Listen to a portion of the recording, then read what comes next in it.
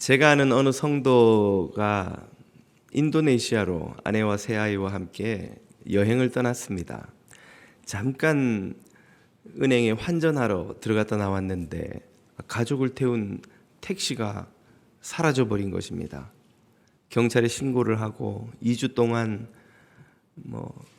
몸값을 요구하는 납치범들과 협상을 벌였지만 경찰들이 못 돕는 것인지 안 돕는 것인지 하는 말이, 인도네시아는 섬이 너무 많아서 섬으로 납치범들이 들어가 버리면 찾을 방법이 없다는 겁니다. 정말 기가 막히고 참 답답했지만 한 방법이 없어서 몸값을 마련하려고 미국으로 돌아왔는데 공항에 내리자마자 FBI가 자기를 체포하는 겁니다. 알고 봤더니 동업자가 자신이 없는 틈에 사업체를 싹 정리해서 다 팔아버리고 자기 이름으로 빌릴 수 있는 데는 온갖 군데서 다 돈을 빌리고는 도망을 쳐버린 거예요. 사기죄로 자기가 공항에 내리자마자 체포가 되었는데 직원들은 임금을 체불한다고 고소를 하고 보석으로 재판을 받는데 매일 집으로 사채업자들이 찾아와서는 만져보지도 못한 돈을 갚으라고 막 두들겨 패고 협박을 하고 하는데 정말 막 상황이 캄캄하게 꽉 막혀서 이건 옴짝달싹을 할 수가 없더랍니다. 재판을 받으러 가는 길에 마음속에 막 그런 생각이 드는 거예요. 저 절벽으로 내가 차를 돌려버리면 이 모든 상황이 끝나겠지. 그러면 이런 고통과 괴로움을 겪지 않아도 되겠지. 그런 생각이 갈 때도 수십 번, 올 때도 수십 번씩 든다는 겁니다. 이 중에서 아마 우리는 한 가지만 겪어도 정말 견디기가 힘들 만한 고난인데, 이분은 정말 사방이 막혀서 우겨쌈을 당하는 것 같은 그런 고통을 겪고 있죠. 사람이 극심한 스트레스를 받을 때 보이는 반응을 흔히 방어기제라고 합니다. 여러 가지 방어기제가 있는데 대표적인 건 몇 가지만 말씀을 드려보면, 첫 번째가 도피입니다. 현실을 부정하고 마치 일어나지 않은 일인 양 생각하지 않고, 혹은 쾌락으로 도망가 숨어버리고, 혹은 실제로 물리적인 공간에서 도망을 쳐버리고, 혹은 진짜 극단적인 방식으로 도피를 해서 현실로부터 벗어나고자 하는 이런 방식의 반응이 있습니다. 두 번째는 원망이죠. 모든 이런 문제의 원인을 다른 사람, 세상 혹은 하나님께 돌리고 원망하고 탓하고 하는 것입니다. 사람들의 입에 욕이 붙어 있는 이유가 있습니다. 욕을 잘 내용을 들여다보면 다 저주고 비난이고 원망이고 탓이거든요. 그게 왜 사람들의 입에 늘 붙어 있고, 어떤 이들은 문장이 욕으로 시작하고 욕으로 끝나지 않으면 말이 안 되는가, 이런 방식으로 세상에서 오는 스트레스, 이 문제를 반응하는 방식을, 그런 방식을 택하는 것입니다. 세 번째는 자책입니다. 자기를 비하하고 또 학대하고 무기력한 생활 방식으로 그냥 빠져들어 버리는 거예요. 그러면서 끊임없이 자기 자신에게 책임을 돌리는 그 방식입니다. 원망이 다른 사람을 공격하는 것이라면 자책은 자기를 공격하는 것이죠. 이외에도 여러 가지가 있습니다만 사람들이 가장 많이 택하는 그릇된 방식의 방어기제입니다. 모두가 문제를 해결하기보다는 오히려 악화시킨다는 공통점이 있죠.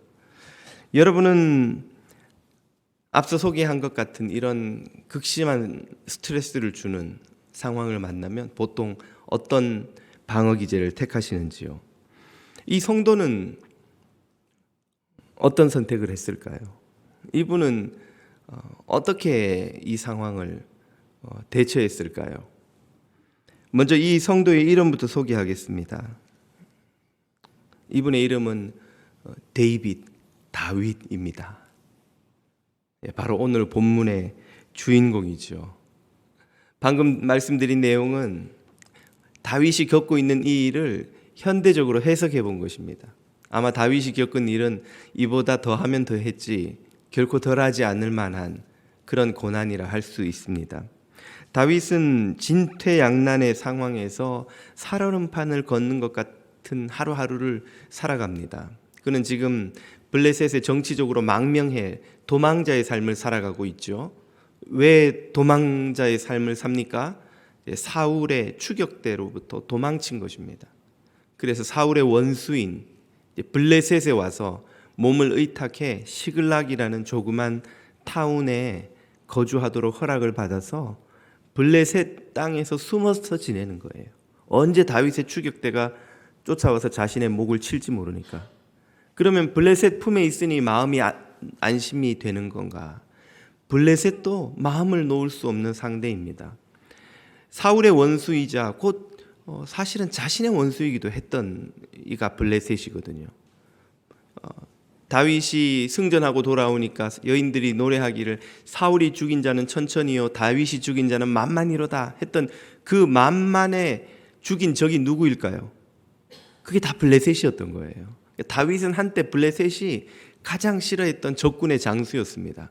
그런데도 불구하고 블레셋이 다윗을 받아준 이유는 그들도 정치적 계산수가 있기 때문이에요.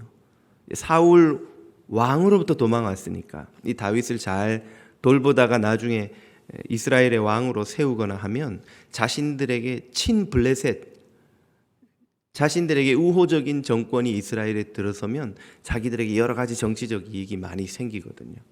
그런 이유 때문에 고대 역사를 보면 왕국이 다른 주변 이웃한 왕국들의 왕자나 귀족들을 때로는 납치, 때로는 유학이라는 명목으로 데려다가 잘 돌보는 그런 예들이 많습니다. 아무튼 그렇긴 하지만 언제 이 블레셋이 돌변해서 자신들에게 정치적 이익이 없다고 생각하면 또 자신의 목을 치려고 할지 알 수 없는 거예요.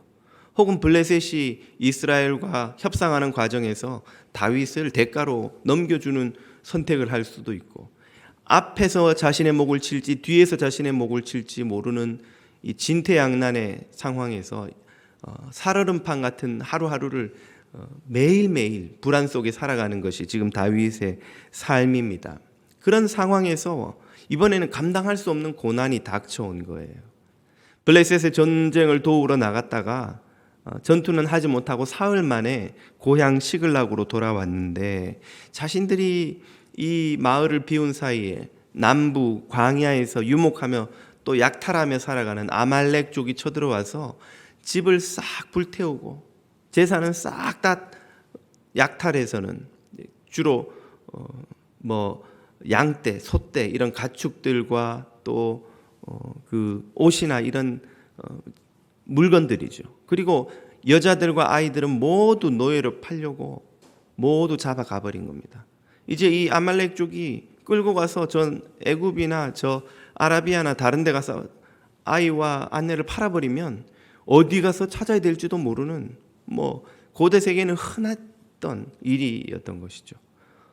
이렇게 재산과 가족과 모든 것을 잃어버린 것만 해도 기가 막힌데 하나 남은 몸뚱아리마저 이제 자칫 잘못하면 생명을 빼앗기게 생겼습니다.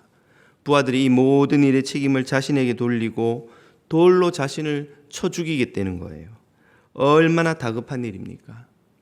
얼마나 기가 막히고 사방이 꽉꽉 막혀서 탈출할 곳이 없는 상황인지요.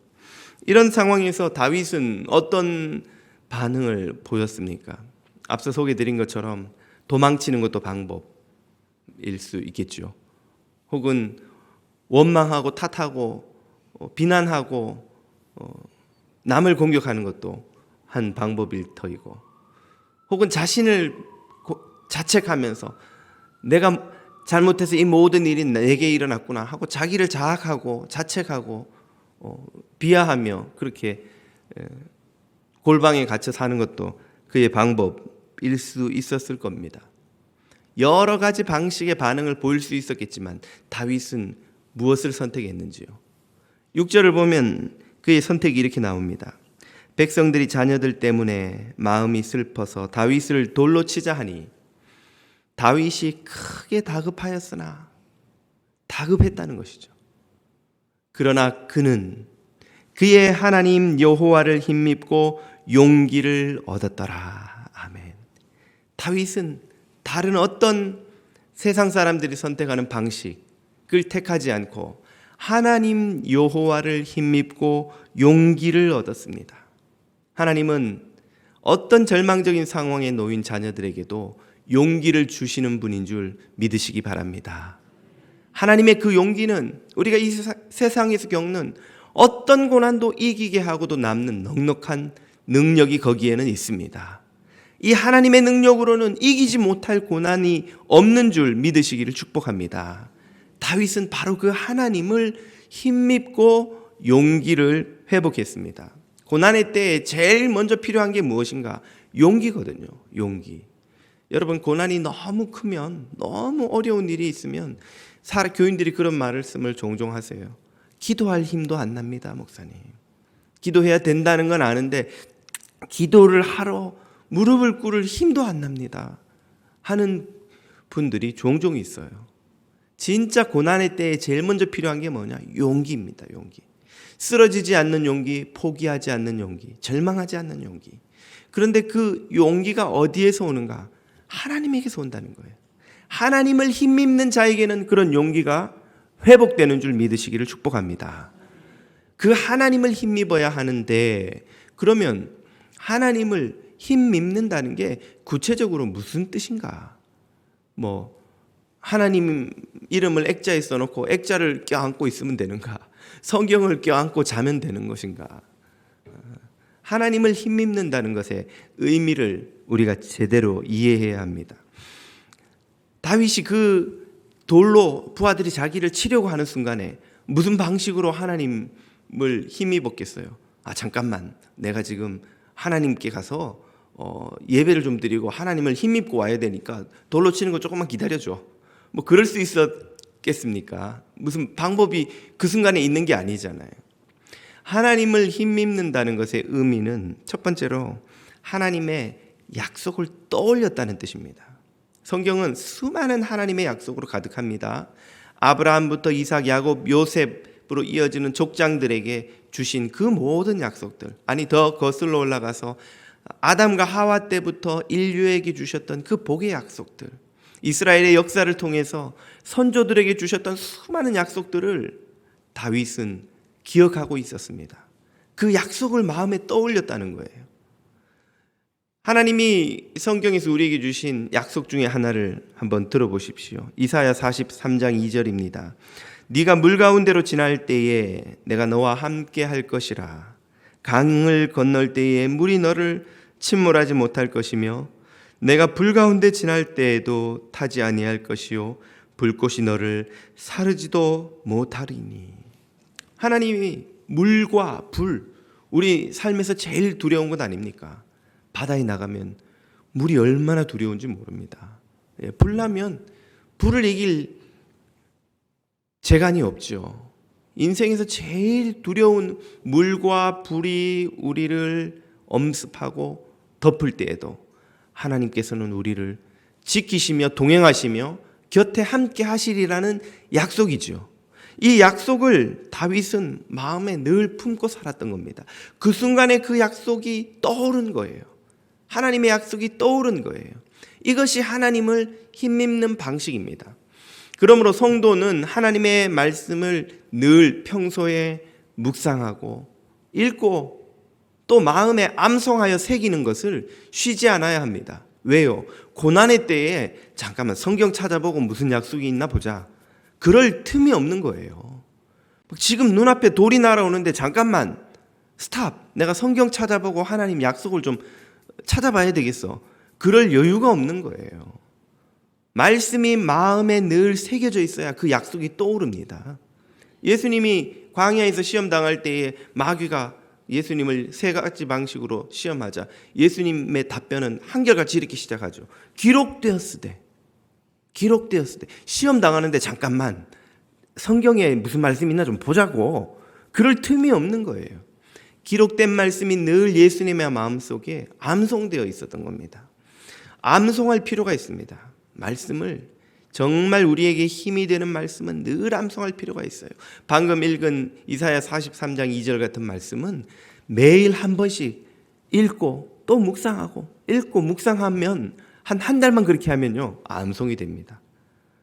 젊은 우리 자녀들은 한 일주일만 해도 암송이 돼요. 그러나 우리는 뭐 한 달 정도 걸리긴 하지만 아니 우리 생명을 구원할 말씀인데 한 달 하루에 한 5분씩 읽는 게 뭐 그리 대수이겠습니까? 귀한 말씀을 늘 묵상하고 반복해서 읽고 묵상하고 또 마음에 새겨 놓으면 그 말씀이 떠올라서 우리에게 하나님의 신실하심에 대한 확신을 주는 거예요.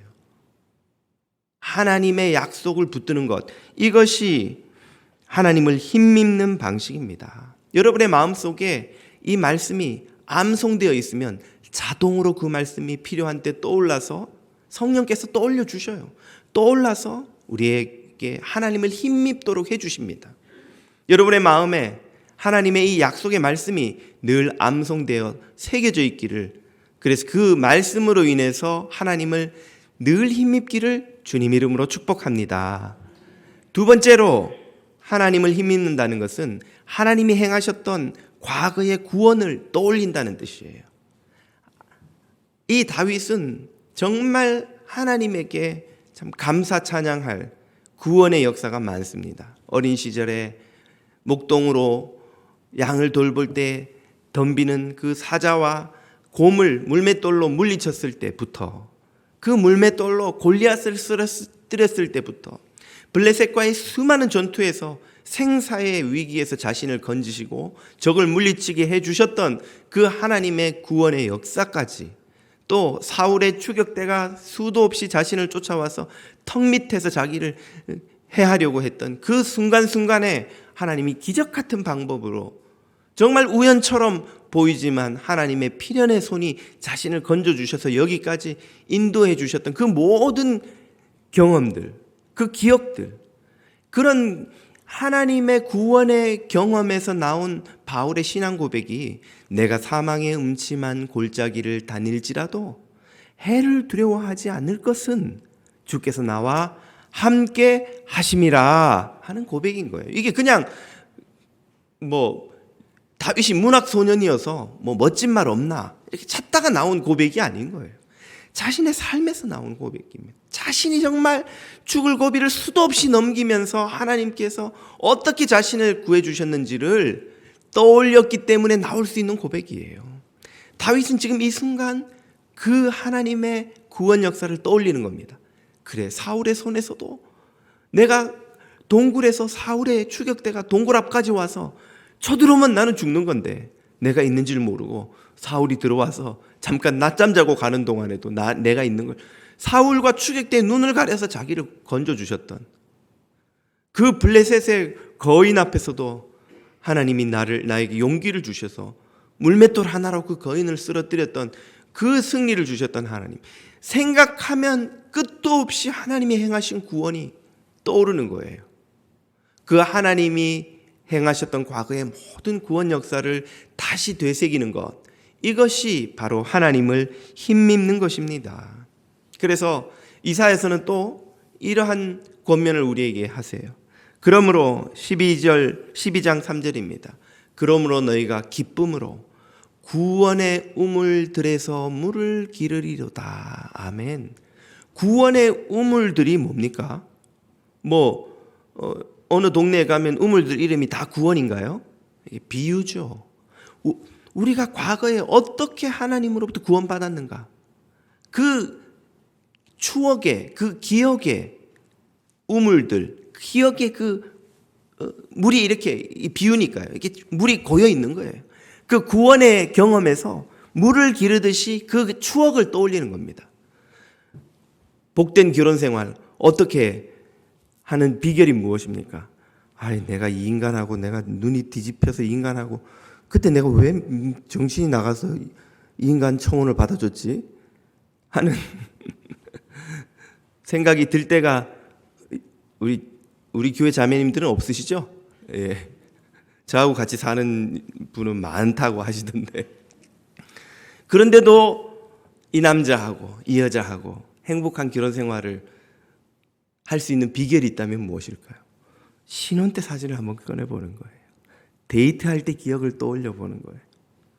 그때 기억을 떠올리면 막 말할 수 없이 마음이 다시 고맙고 기쁘고, 나 같은 사람이 뭐라고 나한테 그렇게 목숨 걸고 결혼해 달라고 쫓아다녔던가. 그 고마운 마음에 또 사랑이 다시 샘솟는 거예요. 그때의 추억을 떠올리는 겁니다.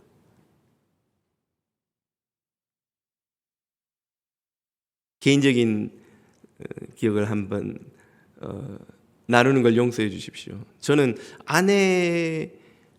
아내하고 이렇게 좀 사이가 안 좋을 때면 그 생각이 자꾸만 나요. 아내가 첫째를 출산할 때 중랑구 그 망우동 쪽인가 있는 그 산부인과에서 출산을 했는데, 그때는 저희가 애를 처음 낳아서 무통주사라는 게 있는지도 몰랐고, 한국은 큰 병원 안 가고 다 동네 산부인과에서 출산시키고 그랬습니다. 요즘은 모르겠어요. 그러니까 아내도 저도 그걸 모르고 그냥 무통주사 없이 8시간 진통하고 아이를 낳은 거예요. 근데 저 병원에서 그 제왕절개 하겠냐고 그랬더니 아내가 뭐 이렇게 설명을 듣더니 안 한대요. 그래서 왜 안 하냐고, 이렇게 길어지면 해야 되는데, 그 제왕절개 하는데 뭐 몇십만 원인가 그때 또 수술비가 엑스트라로 든다 그러더라고. 그러니까 아내는 그거를 아끼겠다고 안 하겠다고 그러는 거예요. 그래서 저는 그걸 심각하게 생각하지 않았어요. 뭐 그거 그 아내가 그게 좋은가 보지 뭐. 근데 8시간 진통하고 아이를 딱 낳고 제가 남들이 그렇게 해야 된다 그래서 이제 꽃을 들고 들어갔더니 아내가 제 손을 잡고 하는 첫 마디가 여보 나 잘했지? 그러시는 거예요. 그러는 거예요. 그래서 뭘 잘해? 이렇게 뜨고 보니까 자기가 수술 안 하고 해가지고 그 몇십만 원 아꼈다는 거예요. 그 말을 듣는데 저 마음이 뭉클하더라고요. 저는 아무 생각 없이 그냥 아내가 그게 좋은가 그랬는데, 그걸 아끼려고 그렇게 했나? 마음이 굉장히 고마운 거예요. 그리고 아내가 되게 마음에 안 들 때마다 그 기억이 자꾸 떠올라요. 이 여자를 미워할 수가 없네. 정말 지금 봐서는 그냥 이 아줌마하고 내가 계속 살아야 되나 싶은데 그때 기억이 떠오르니까 그 여자를 미워할 수가 없는 거예요. 물론 미워하지 않습니다. 저는 아내를 사랑합니다만은 우리의 신앙도 그렇습니다. 우리가 살면서 이런저런 어려움을 겪어요. 그럴 때마다 하나님을 때로는 원망스러울 때도 있죠. 하나님이 왜 내게 이런 고난을 허락하시나, 이런 어려움을 허락하시나. 그럴 때도 하나님께서 나를 어떻게 사랑하시고 나 같은 자를 어떻게 구원해 주셨는가를 떠올리면 그 추억에 하나님이 우리에게 큰 위로와 소망을 주세요. 하나님이 이렇게 나를 사랑하시고 돌보시고 지키셔서 여기까지 보내셨는데 지금 이 고난에도 하나님의 뜻이 있겠지. 하나님께서 나를 망하게 하시려고 여기까지 데리고 오셨겠는가? 하나님에 대한 신뢰가 회복되는 거예요. 하나님을 향한 사랑이 회복되는 거예요. 하나님이 얼마나 신실하고 오묘하신 분인가가 다시 마음에 새겨지는 겁니다. 이렇게 하나님이 행하셨던 구원의 기억을 떠올리는 것, 이것이야말로 구원의 우물에서 날마다 물을 기르는 거예요. 오늘 방금 읽었던 이사야서의 본문도 구원의 우물들에서잖아요. 구원하신 그 기억들에서 구원의 추억을 떠올리는 것이죠. 이것이 또다시 우리가 하나님을 힘입는 방식입니다. 여러분은 마음에 어떤 구원의 우물물들이 고여 있는지요? 하나님께서 어떤 여러분에게 행하신 구원의 추억들이 마음에 있는지요?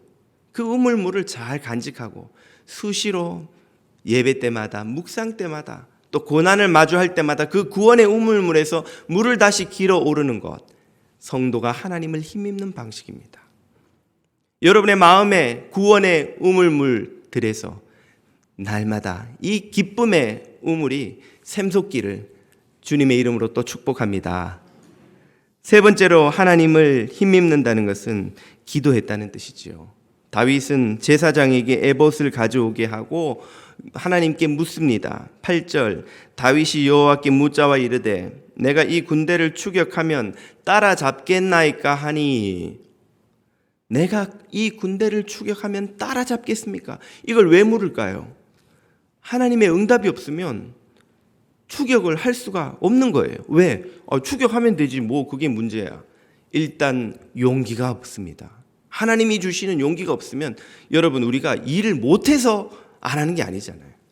일할 힘이 없어서 못하는 거예요.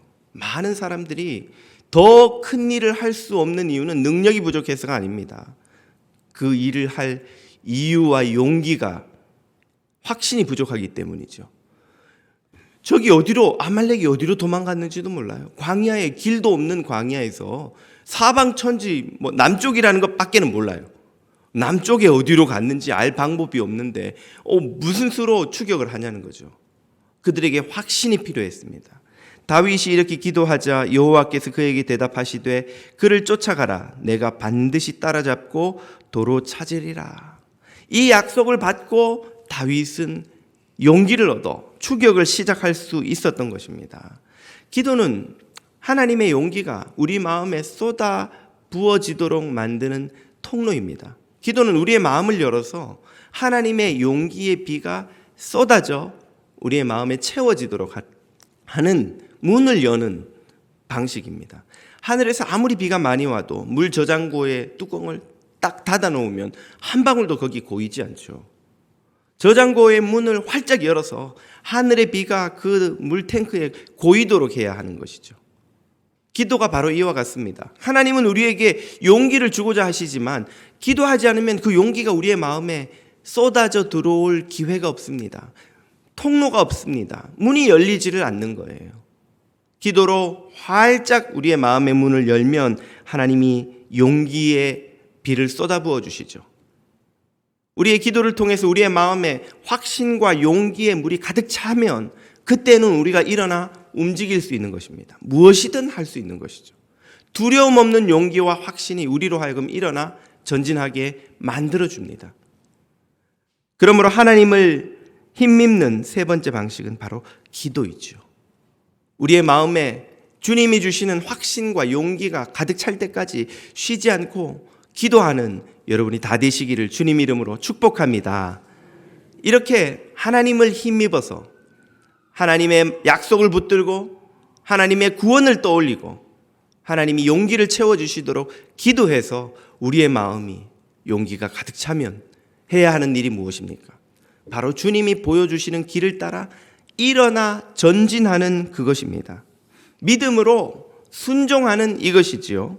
다윗은 기도하고 응답을 받은 후에 일어나서 전속력으로 부하들과 함께 추격에 나섰습니다. 얼마나 급하게 나섰던지 부솔 시내가를 건널 때쯤엔 지금 지도에 제가 부솔 시내를 표시해 놓았죠. 빨간색의 저 시글락이라는 동네에서 이 일지하는 29장 앞부분을 보면 블레셋의 전투를 도우려고 저 위에 아벡까지 올라갔었어요. 아벡에서 내려오는 길만 3일입니다. 시글락까지. 내려오자마자 이 일을 겪고 이제 남쪽 어딘가로 도망쳤을 아말렉군을 추격하기 위해서 달려가는데 3일 길을 달려온 다음에 또 전속력으로 추격을 하니 얼마나 힘이 드는 일이었든지 600명 중에 200명이 부솔 시내를 못 건너고 그 앞에서 그냥 지쳐 쓰러져 버립니다. 근데 그들을 회복될 때까지 기다렸다가는 가족이고 뭐고 다 잃어버리게 생겼으니까 200명은 시내가에서 회복하라고 남겨놓고 물 마시고 쉬라고 해놓고 400명만 데리고 전속력으로 추격을 하는 거예요. 그런데 문제는 어디로 달려가야 될지는 모르는 거예요. 남쪽은 맞는데 남쪽도 이 해안 따라서 가는 애굽길이 있고 남쪽 네게브 광야로 들어가는 길이 있고 동쪽 아라비아의 이 나바테아 지방으로 거쳐서 아라비아 반도로 나가는 길이 있고 광야는 그야말로 길이 없는 데거든요. 산지는 오히려 길이 많이 없습니다. 늘 다니는 길이지만 광야는 길이 없어요. 그냥 달려가는 데가 길인 거예요. 어디로 가야 돼? 하나님이 가라고 하셔서 나오긴 했는데 어디로 가야 하는 거야? 그런데 가다 보니까 우연처럼 희한한 일이 생겨요. 쓰러져 죽어가는 애굽 종, 그 말은 피부가 검었다는 이야기죠. 피부가 검은 종 하나를 발견해서는 먹을 것을 줘서 살려놓으니까 이 종이 하는 말이 자기가 아말렉족의 노예로 있다가 병이 걸려서 버림받았다는 거예요. 그리고는 자기가 길을 알려줄 테니까 자기를 살려달라는 것이죠. 아니, 이런 종이 그 광야에서 쓰러져서 자신들에게 길을 알려줄 거라고 다윗이 알았었을까요? 당연히 몰랐겠죠. 하지만 하나님이 가라는 말씀을 듣고는, 하나님의 말씀만 믿고는 무슨 대책이 있는지도 모르고 달려갔더니 거기 그런 길이 열리는 거예요.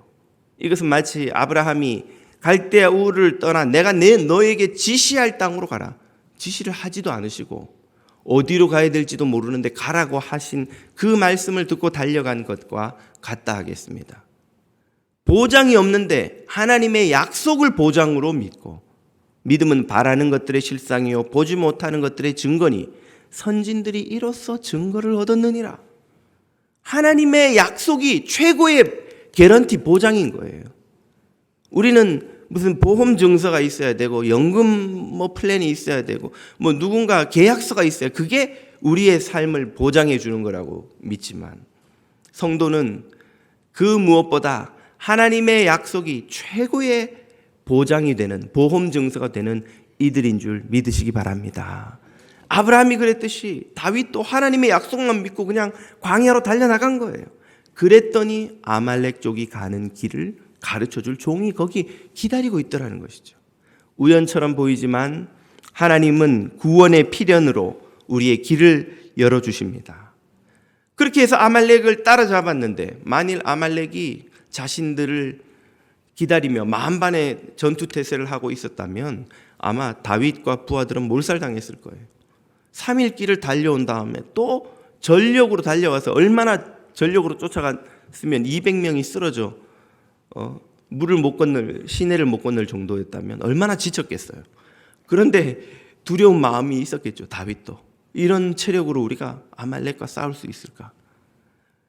아말렉이 살아서 도망간 것만 400명이라 그랬으니까 실제는 다윗은 부하 전체가 400명이잖아요. 아말렉이 작정하고 대비를 하고 있었으면 자신들은 상대도 되지 않았을 거라고요. 그런데 도착해 보니 아말렉은 술에 취해서 너무 자신들의 승리에 취한 나머지 술에 취해서 밤새 전투불능 상태로 쓰러져 자고 있는 겁니다. 그래서 새벽부터 그냥 하루 종일 전투가 아니라 그냥 하나씩 낙엽 줍듯이 그냥 처리하는 거예요. 그래서 살아서 도망간 이들만 400명이라고 합니다. 하나님께 순종하면 우리가 예기치 못한 방식으로 하나님이 도우신다는 사실을 여러분 믿으시기를 바랍니다. 우리가 계산해 보면 안 되는 거예요. 우리 400명 갖고 이렇게 지쳐가지고 들어보니까 아말렉이 우리보다 훨씬 많다는데 어떻게 우리가 이기지? 다윗이 400명 부하들하고 앉아가지고, 야, 우리가 여기까지 왔지만 도저히 아말렉하고는 안 되겠다, 돌아가자. 그랬다가는 아마 아무것도 되찾지 못했을 겁니다. 하나님을 믿고 쫓아갔더니 저기 그냥 술에 취해가지고 다 쓰러질 준비를 하고, 죽어줄 준비를 하고 기다리는 거예요. 순종의 결과 다윗은 무엇을 되찾았습니까? 가족을 모두 되찾고, 자신들의 마을에서 약탈당한 모든 것을 되찾고, 더 나아가 아말렉족이 이 남부 네게브 지역을 휩쓸면서 다른 타운에서 약탈한 것까지도 몇 배로, 자기가 잃어버린 것보다 몇 배로 되찾은 거예요. 잃어버린 것보다 훨씬 많이 되찾아서 전화위 복이 되었습니다. 하나님께 믿음으로 순종하면 우리가 기대한 것보다 더 크게 역사하시는 줄 믿으시기를 축복합니다. 하나님께서 일하시게 하면 이런 일이 일어납니다. 하나님을 못 믿어서 우리가 앉아서 다 계산해보고, 야, 이건 되겠고 이건 안 되겠고, 하나님은 이렇게 말씀하시지만 이게 되겠는가? 우리가 계산하고 있으면 하나님이 일하실 공간이 없어요. 하나님이 역사하실 틈이 없습니다. 우리가 하나님 노릇을 하면 말이죠.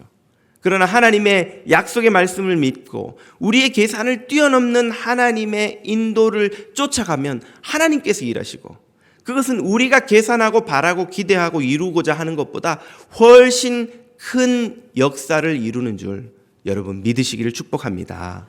하나님이 일하셔야 우리가 계산하는 것보다 훨씬 큰 일이 이루어지는 거예요.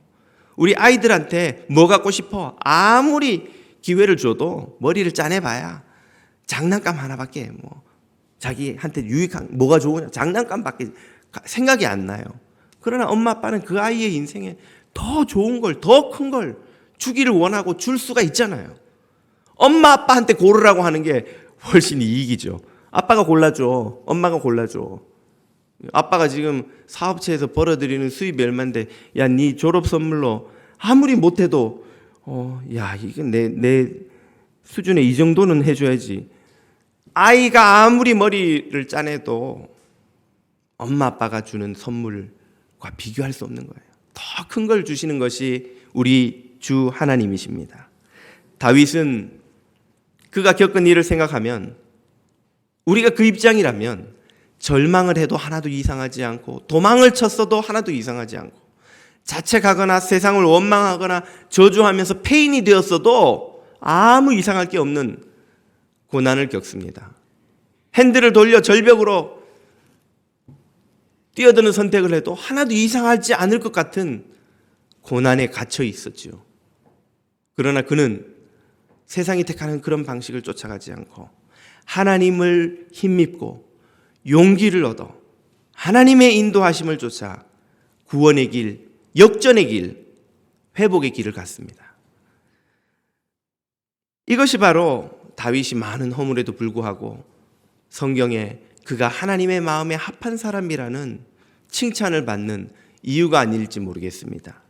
오늘 우리는 우리를 덮치는 고난에 어떻게 반응하는지요. 신실하신 하나님이 우리 아버지이시고 변치 않으시는 그 하나님이 우리 아버지이십니다. 그 하나님을 힘입어서 하나님이 주시는 용기를 얻어서 어떤 고난이든 거뜬히 회복하시는 저와 여러분이 다 되시기를 주님 이름으로 축복합니다. 기도드립니다.